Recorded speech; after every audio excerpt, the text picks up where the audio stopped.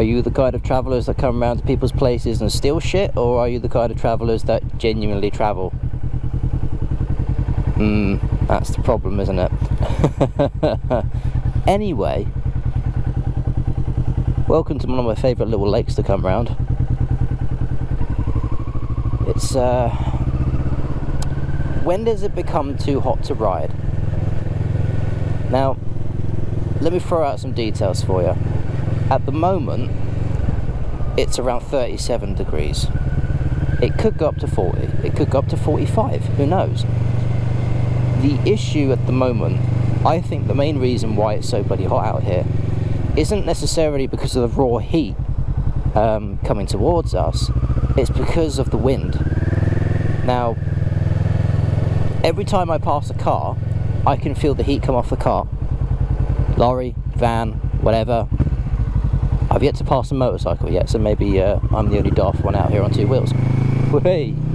However,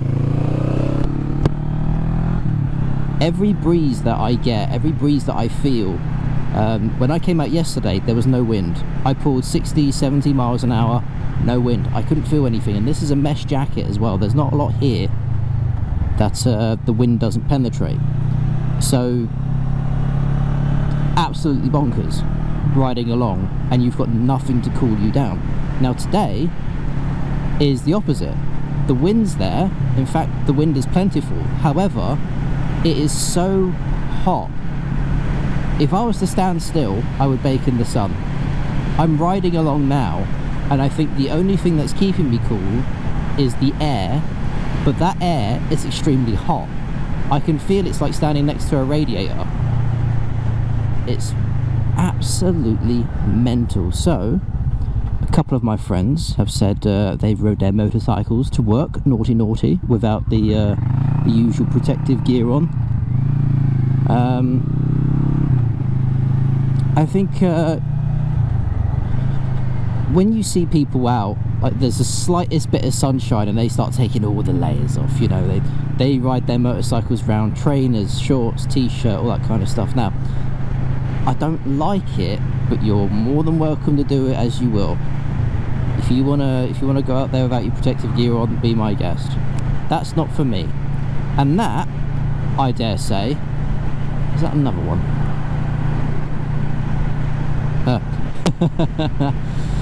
That, I dare say, the riding without gear thing comes from someone that when I learnt to ride for the first time and had my confidence in riding absolutely shot because the person teaching me never taught me how to put the bike into neutral. It was more of a, this is how you do it, now off you go. Alright, but I get taught by seeing things visually. I need you to show me how to do it. Alright, bosh, there you go, it's a neutral. What? I turned up to that as a wee lad, and I had fat sort of Vans boots on, you know, skateboarding kind of boots, no protection on those, all textile, very thin shorts, and a t-shirt. I did not feel comfortable. Now they gave me a helmet and gloves, that's great, but if I came off that bike, skin. I was as fresh on that bike as a freshly plucked chicken.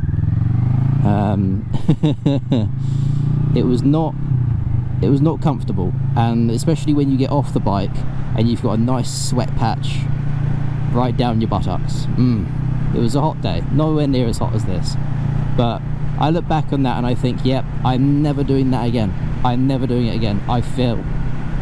Looking back on it, I feel embarrassed. I'm pretty sure I felt embarrassed at the time because it's a bit hard to think when it was about 15 years ago. I always ride, well, I say always, I have always rode with at least, you know, the helmet, gloves and jacket since then. I always wear these boots. These are in fact the same boots that I wore to the States a few years back, and they've served me well ever since. It's crazy to think that what I'm feeling now is very similar to what we had back then, or what myself, Cockney, Dawn had to deal with back then. Typical Prius driver doesn't know what a white line is on a roundabout. Whee! And then I go and absolutely cock it up. Ha ha ha ha ha ha ha. Ah, take that, red, that's karma. So in the States it was just raw heat all the time. The moment you open the door, raw heat, raw heat, raw heat. What are you doing? Just sweating, all the time sweating. So okay, so I can feel very much the same now as I did back then. The only issue is back then I was sort of acclimatized to it. Here in Blighty we're not used to this kind of extreme heat, this ridiculous weather. Nice. So now we've received this absolutely scorching weather. What do we do with it? Well, as British people, we melt, don't we? We just melt. A few people I know have been told, yeah, don't bother coming into work. Why not? Work has the aircon. So yeah, but it's the trouble of you getting to work in this heat. If anything happens, that's kind of an insurance thing, or it's this or it's that, you know, usual kind of stuff, which is understandable. However, I don't know whether I'd want to be at work on a day like this or working from home. I think being at work would be more comfortable, however being at home would be a different kind of comfortable, because then you don't have to deal with other people. Anywho,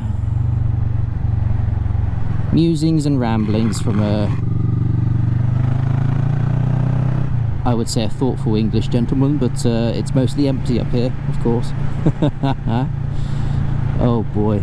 But yeah, just let me know what's the sort of like the hottest temperatures you recall riding in. As always, stay hydrated. That is extremely important. I had a bloody great big glass of cold water before I came out here, and now that effect has worn off, and now I am just like a sponge, sweating.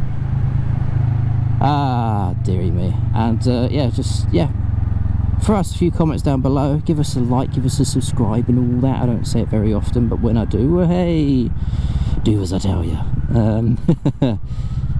And if I lift this visor up, there is a brief stint of, oh, that's nice, and then, oh god, it's hot. Oh god, everything's just hot. It's wonderful.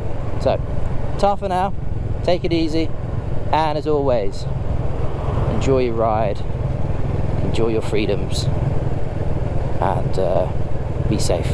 Be safe about doing it. Now, this building in front of us, it used to be the kids' nursery. There's also a couple of homes burnt down over there, and apparently all of this started from a fence fire.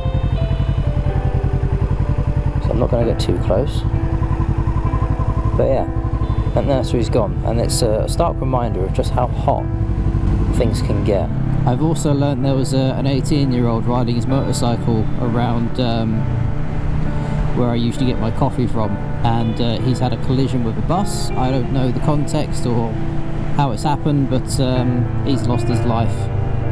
So I don't know whether one side or the other did something stupid, if it was down to, you know, dehydration, anything like that, but all these things can play a factor in our decision making, and perhaps someone made the wrong decision there.